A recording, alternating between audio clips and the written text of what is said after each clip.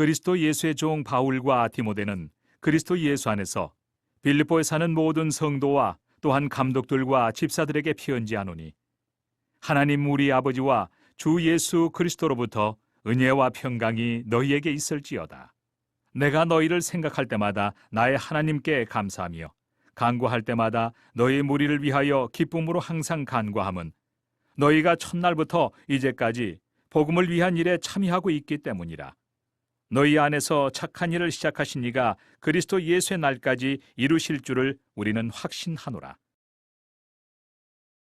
안녕하세요. 산정목교회 여러분. 하나님의 선하신 은혜 가운데 여러분들이 말씀으로 충만한 귀한 날이 되기를 소망합니다. 우리가 오늘 본문 읽었는데요, 이 본문의 내용을요 유진 피터슨의 메시지로 우리가 다시 한번 읽어보도록 하겠습니다. 그리스도 예수의 헌신된 종인 바울과 디모데는 예수를 따르는 빌립보의 모든 이들과 목회자와 사역자들에게 이 편지를 씁니다. 우리는 하나님 우리 아버지와 우리 주 예수 그리스도께서 주시는 은혜와 평화로 여러분께 문안합니다. 나는 여러분을 떠올릴 때마다 하나님께 감사의 탄성을 지릅니다. 그 탄성은 기도로 이어져 어느새 나는 기쁜 마음으로 여러분을 위해 기도하게 됩니다. 나는 여러분이 하나님의 메시지를 들은 날부터 지금까지 메시지를 믿고 전하는 일에 우리와 함께 해주어서 얼마나 기쁜지 모릅니다. 여러분 안에 이 위대한 일을 시작하신 하나님께서 그 일을 지속하셔서 그리스도 예수께서 오시는 그날에 멋지게 완성하실 것을 나는 조금도 의심치 않습니다. 아멘. 여러분 어떻습니까? 본문의 내용하고 크게 다르지는 않습니다. 개역 개정하고요. 그러나 그 어감의 차이가 조금 있다는 것을 우리가 알 수가 있습니다. 여러분 이 단락에 대해서 무엇이라고 제목을 붙이실 수 있으시겠습니까? 우리가 튤립의 교리를 하고 있기 때문에, 그래서 이 제오교리인 성도의 견인을 생각해 보면 저는 성도의 견인, 결코 실패와 포기가 없는 은혜라고 제목을 붙이고 싶습니다.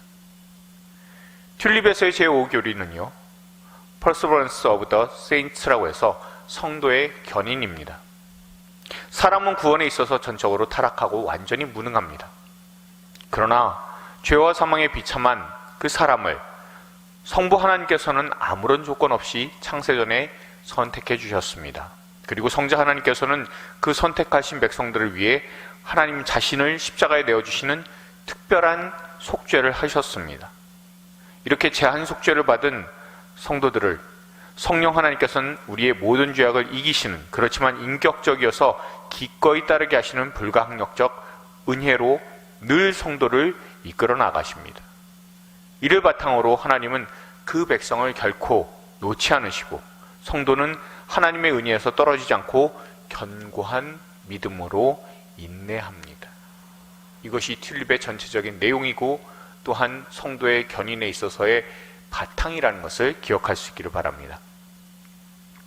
더 깊은 묵상을 위한 주안점을 우리가 생각해 봅니다. 6절에 그리스도 예수의 날까지라고 되어 있습니다. 여러분 이 빌립보서는요 사도 바울이 로마의 감옥에 갇혀 있을 때 빌립보 교회를 향해 보낸 편지입니다.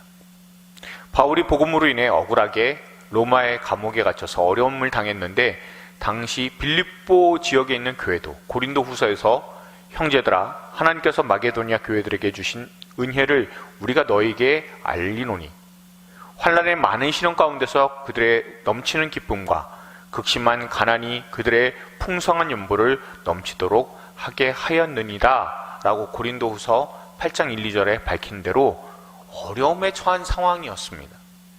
그러나 빌립보 교회는 자신보다 더 어려운 예루살렘 교회를 위해 자신들이 더욱 힘을 써서 도와주었고, 이를 경험한 사도 바울은 빌립보 교회를 생각하면 정말 마음에 기쁨이 가득했습니다. 그래서 빌립보서를 보면요 기쁨이란 표현이 참 많이 등장합니다. 그리고 자기 자신이 감옥에 갇혀 있습니다. 그 상황에서도 믿음에서 벗어나지 않고 오히려 믿음이 더욱더 진보하는 모습을 보이는 그것을 보면서 늘 하나님께 자기 자신이 감사하고 빌립보 교회 성도들을 응원하는 내용이 바로 이 빌립보서임을 우리가 알고 있습니다. 오늘 본문을 여러분도 한번 보십시오. 여기서 사도 바울은요, 하나님에 대해 하나님을 어떻게 표현하고 있냐 하면 너희 속에 착한 일을 시작하신 이라고 표현하고 있습니다.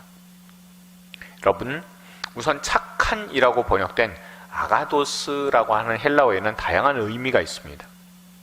인물이나 사물의 조건이나 자질 등을 묘사할 때 그때의 탁월한, 우수한, 유용한, 유익한 등의 의미로 쓰입니다. 또한 때에 따라서는 올바른 혹은 정직한이라는 의미로 사용되기도 합니다. 그런데 전체적으로 보면 선한이라는 의미이자 하나님에 대해서 선하신 하나님이라고 고백할 때 사용하는 것이 바로 이 아가도스, 착한이라고 하는 단어입니다. 그런데 이 착한 일에 대해서 메시지에서는 위대한 일로서 번역하고 있습니다. 이는 하나님께서 시작하신 이 일이 단순한 일이 아니라 하나님의 구원과 연관된 일이라는 사실을 알려주고 있습니다. 그리고 이 착한 일, 위대한 일은 예수님께서 오시는 날까지 이루어질 일이다라는 것을 우리가 늘 기억할 수 있기를 바랍니다. 여러분, 6절에 그리스도 예수의 날이라고 하는 이 표현은요, 예수 그리스도께서 다시 오시는 재림의 날입니다. 그리고 최후의 심판의 날을 의미합니다. 이때 그리스도께서는 영광 중에 다시 오셔서 성도들은 주님의 영광스러운 나라로 인도되어 들어가게 되고, 믿음이 없는 세상에 대해서는 그리스도께서는 심판을 행하실 겁니다. 성도와 교회 안에 창세전부터 시작한 하나님의 착한 일, 그리고 예수 그리스도로 인한 위대한 일을 시작하신 하나님께서는 세상의 마지막 날에 확실히 그리고 온전히 이루실 것입니다. 그렇기 때문에 믿음의 백성은 구원의 대열에서 결코 낙오될 수가 없습니다. 이것은 하나님의 선택하심으로 인해 진정으로 회개하여 구원을 받은 자가 궁극적으로는 구원을 이룰 만큼 타락할 수 없다는 성도의 견인교리에 합당함을 보여주는 것이다 라고 이야기할 수가 있습니다. 우리가 잘 알고 있어야 되는 부분은요, 견인교리는 두 가지 관점이 있다는 겁니다. 하나는요, 하나님의 관점에서 이 교리를 바라보게 되면 하나님께서는 우리 예수 믿는 성도들을 끝까지 보호하시고 지키신다라는 것이 이 견인교리에서 강조가 됩니다. 하나님께서 선택한 하나님의 백성이 안전하게 되는 것은 우리가 우리의 노력으로 하나님을 붙드는 것이 아니라 하나님께서 연약하고 부족한 우리를 붙드신다는 것이니까 구원이란 확실하다는 것을 의미합니다. 또 다른 하나는 선택받은 백성의 관점에서 보는 겁니다. 여기에서 보면 성도가 하나님의 은혜에서 결코 떨어지지 않게 되니까 인내한다라는 의미가 강조가 됩니다. 즉, 우리는 어떤 상황과 환경에서도 하나님의 견고히 붙들도록 하는 은혜를 받았다는 겁니다. 그러니 견인이라는 개념 안에는 하나님께서 지키시고 붙드신다는 의미가 포함되어 있는 것이자, 그리고 그 붙드심에 있어서는 결코 실패하지 않으신다는 의미이기도 합니다. 제가 늘 말씀드리는 22개월이 있습니다. 그런 시기를 보낼 때 참 힘들었습니다. 제가 늘 말씀드리는 것처럼 하나님 언제입니까? 이제 그만이라고 하셔도 저는 감사함으로 목회를 내려놓을 수 있습니다. 그러니 하나님께서는 이제 그만이라고 하는 그런 분명한 답변을 해주시길 원합니다 라고 기도를 날마다 드렸습니다. 그런데 하나님께서는 그 기도에 응답하지 않으셨습니다. 그러다 보니까 기도하는 것조차도 싫어지게 되었습니다. 그리고 신앙생활을 한다는 것이 무슨 의미가 있을까라는 회의에 빠지기도 했습니다. 어려움이 시작된 지 15개월 정도 지나는 동안에 저는 예배의 자리에 늘 있었습니다. 그러나 온전히 예배를 드린 적은 거의 없다시피 했습니다. 큰 교회 가서 숨어서 예배를 드렸습니다. 누군가 나를 알아보는 것이 두려워서, 나를 안 알아봐줬으면 좋겠다는 그런 마음이 들어서 큰 교회로 일부러 갔습니다. 경제적으로는 어려움에 처한 상황마다 하나님께서는 늘 기적적으로 채워주셨어요. 저희가 필요하고 저희가 하고 싶은 것, 저희가 먹고 싶은 것, 그것들에 필요한 음식이나 아니면 경제적인 뒷받침들을 하나님께서는 기적적으로 다 채워주셨습니다. 그러나 다른 것들 다 채워주시는데 하나님께 기도하는 그 제 기도에 대해서 하나님께서 응답 안 해주실 때 참 야속했었습니다. 그런데 그 야속한 감정, 서운한 감정이 조금씩 가라앉을 때 그때쯤에서 옮긴 교회에서 예배 때 간증을 들었습니다. 그 간증의 내용은요, 한 자매가 자기 자신의 가정의 불행한 일들을 고백하는 내용이었었습니다. 그 가정사가 참 처절하기 때문에, 너무나 마음이 아렸기 때문에 그 간증을 들을 때 충격을 받았습니다. 그런데 자신의 어려운 상황 때문에 저는 충격받은 것보다도 제 마음에 깊이 울렸었던 그런 간증의 내용이 뭐냐면, 자신을 학대한 아버지가 있는데 그 아버지를 향해서 자신이 먼저 용서를 하고 복음을 증거한 내용이었었습니다. 아버지가 술을 많이 드셨다고 해요. 그러나 그 아버지를 그 술 드시면서 자기를 학대했었던 그 아버지가 늘 밉고 정말 그 폭행하신 아버지에 대해서 대들면서 항상 늘 원수처럼 지냈었던 그런 아버지인데, 그 아버지가 자신이 복음을 전해야 되는 대상으로서 하나님께서 그 시선을 바꿔주시니까 약주를 하실 때에도 그때도 계란 후라이라도 좀 해서 속이라도 아프시지 않게 드시라고 그렇게까지 권면하면서 지냈다는 그 소식을, 그 내용을 제가 들었습니다. 그리고 그 아버지를 자기 자신이 외롭게 내버려 두게 해드려서 죄송하다고 그렇게 용서를 구하고 복음을 증거했던 그 내용이 제 마음에 묵직하게 다가왔습니다. 그렇게 완고하시던 아버지도 마침내는 복음을 받아들이고 천국에 들어가시는 모습을 보면서 자기 자신에 대해서 이렇게 이야기를 하더라고요. 아빠는 나를 양육하기 위해 하나님께서 나에게 허락하신 시험이며 이때 일을 마음에 품고 낙심하지 않으며 주님을 증거하는 삶을 살겠습니다. 저는 그 고백을 들었을 때 정말 머리를 한 대 맞은 것 같은 그런 느낌이 들었습니다. 우리가 받는 시험, 또한 우리가 겪는 여러 가지 경험들은요, 우리의 믿음의 분량만큼 이루어집니다. 그런데 믿음의 분량만큼 이루어지는 시험은 또 다른 의미로 보면 믿음의 분량만큼 하나님의 역사가 나타난다는 겁니다. 그리고 그 역사가 나타난다 할지라도 하나님께서는 절대로 실패하지 않고 포기하시지 않으신다라는 그런 놀라운 은혜를 제가 그때의 간증을 통해서 깊이 깨달았습니다. 그리고 나서 그 다음 날입니다. 그 다음 날 제가 이 대구로 내려오는 것이 결정이 되었고, 또한 지금도 생각을 해볼 때 하나님께서 그때 그렇게 제게 감동으로서 다가오게 해주셨던 것은 하나님은 결코 실패하지 않고 포기하지 않으시는 하나님이시구나라는 것. 그래서 내가 하나님께 기도를 해도 하나님께서 응답하지 않으시고 기다려라 하셨던 것이구나 라는 것을 그제서야 깨달았습니다. 여러분, 사도 바울의 그 모습을 한번 생각해 보십시오. 빌립보서를 보낼 때 감옥에 있었습니다. 어떻게 보면 세상에서는 실패한 사람입니다. 빌립보 교인들은 어떻습니까? 그곳이 궁핍하고 힘이 듭니다. 세상 사람들의 기준으로서는 실패한 사람들입니다.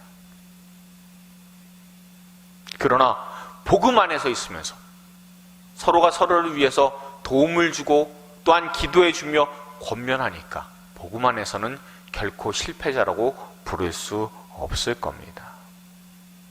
또한 저도 실패했었던 큰 실패를 경험을 했습니다. 그러나 복음 안에서는 결코 실패하지 않았습니다. 왜냐하면 우리 주 예수 그리스도의 십자가를 생각해 보십시오.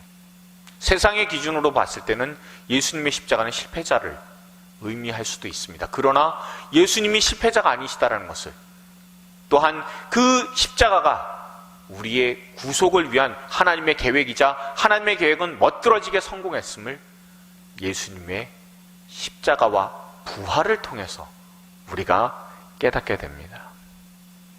그리고 그 복음 안에서 우리는 결코 실패하거나 포기하지 않는 하나님의 은혜를 경험할 수가 있습니다.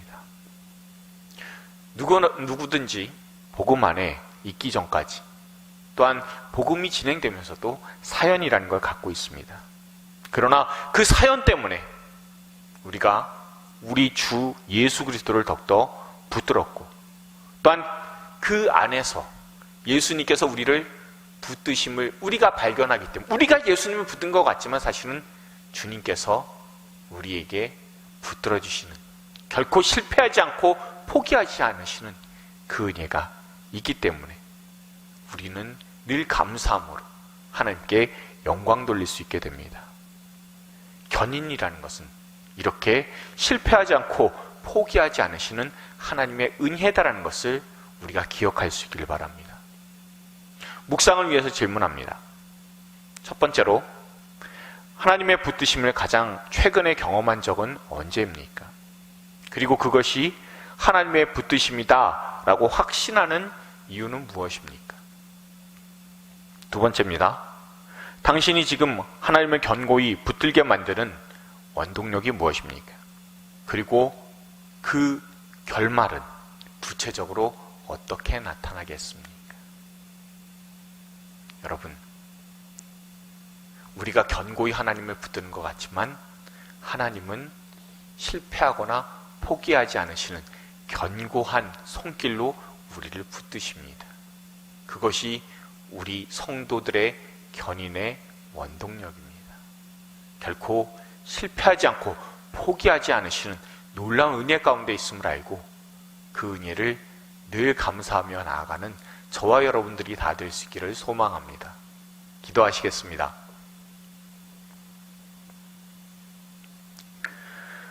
늘 견고히 붙드시는 하나님의 은혜를 찬양합니다.